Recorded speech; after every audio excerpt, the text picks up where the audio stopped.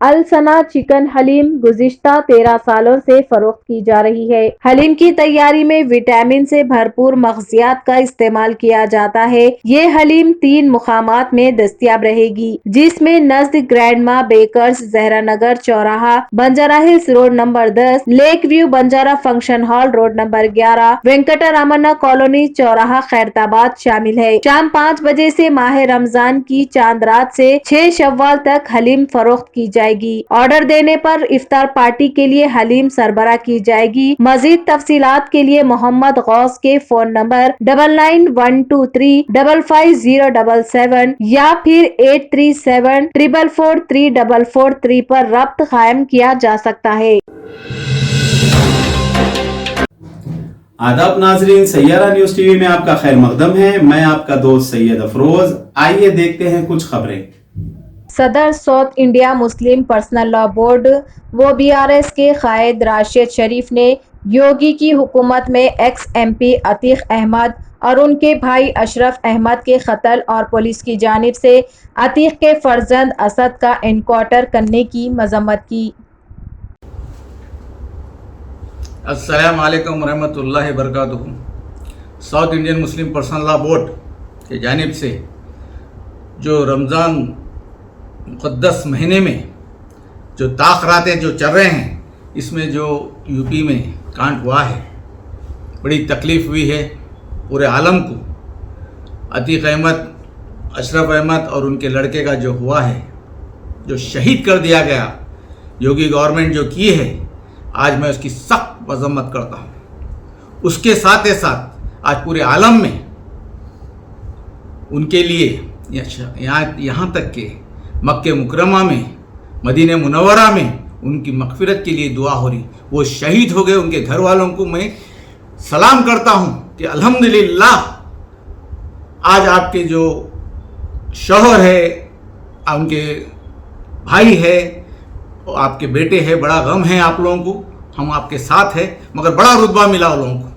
और जो ये लोग जो काम किए हैं, योगी गवर्नमेंट जो काम की है, ये माफिया को असेंबली में, यूपी असेंबली में जो बार बार बताया जा रहा है कि माफिया को हम मट्ठी में मिला देंगे। माफिया इनसे बड़ा कोई नहीं है।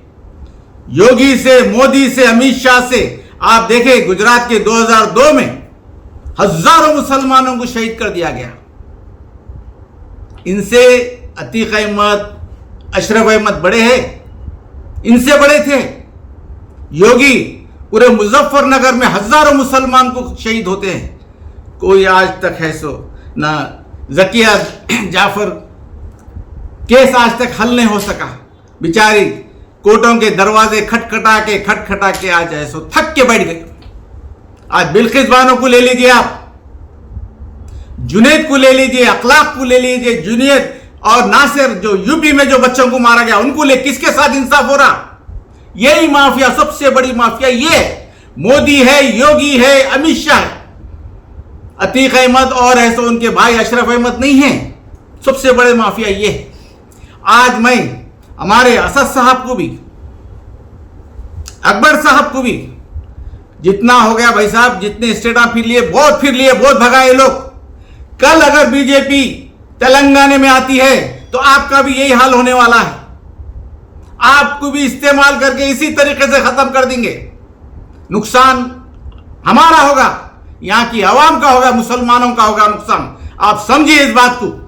आज ऐसे कर्नाटक में इलेक्शन है, आप माशाल्लाह, आपको अल्लाह बड़ा मुकाम दे दिया, हिंदुस्तान के पहले मुसलमान में गिने जा रहे हैं आप। जहां भी स्टेट में जो भी इलेक्शन है, उलमाओं को इकट्ठा करो, पूरे उलमाओं को इकट्ठा, जो स्टेट में इलेक्शन है उनको वहां पे बुलाओ, सबको बुला के तायद करो, वहां की पार्टी से बात करो। जैसा कि CM इब्राहिम साहब है, कुमार स्वामी साहब है, उनसे बात करो। भाई पैकेज दो यहां के लिए, यहां के लोगों के लिए। आप यहीं बैठ के पैकेज लेके है सो उनकी तायद करो। अगर उन्होंने पैकेज सही नहीं देते तो दूसरों से बात करके लो।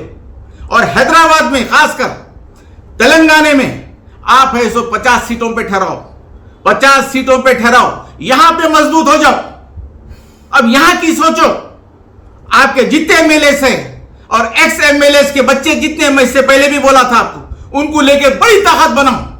और आज तेलंगाना में बीजेपी और आरएसएस आने के लिए सोचना, और इंशाल्लाह हर स्टेट में ये हाल कर देंगे उनका कि हर स्टेट में एक मुसलमान को हाथ लगाने के लिए अब सोचना। आप देखिए, अब यहां से योगी पे, वहां का होम मिनिस्टर पे, कमिश्नर पे और वहां पे जितनी पुलिस थी, अतीक अहमद को जब मारते हुए, अशरफ अहमद को मारते हुए और उनके बच्चों का जो इनकाउंटर करे, उन तमाम को हैदराबाद में है। सो इंशाअल्लाह एफआईआर बना रहा हूं इनके नाम पे, योगी और है होम मिनिस्टर पे, कमिश्नर पे, सब पे एफआईआर, पुलिस पे, पूरों पे एफआईआर बना रहा हूं। इन पे 302 लगना चाहिए। वकीलों से बात कर रहा हूं, सीनियर वकीलों से बात कर रहा हूं। इंशाल्लाह ये काम बराबर करके रहूंगा। South Indian Muslim Personal Law board इंशाल्लाह ताला ये बराबर काम करेंगे और इन पे एफआईआर बनाएंगे। इनको इंशाल्लाह इनकी जो करनी उसकी सजा जरूर मिलेगी इंशाल्लाह। आप लोग दुआ करें, ये क्योंकि 27 शब है आज, इंशाल्लाह है सो पूरे मुसलमान अल्लाह पाक है सो सबको एक और नेक कर दे और उनकी हिफाजत फरमाए। अल्लाह हाफिज। तो जैसा कि आपने देखा नाजरीन, क्या हो रहा है देश और दुनिया में, इसी तरह के लेटेस्ट न्यूज़ देखने के लिए हमारे चैनल को लाइक करिए, शेयर करिए, सब्सक्राइब करिए और हमें दीजिए इजाज़त।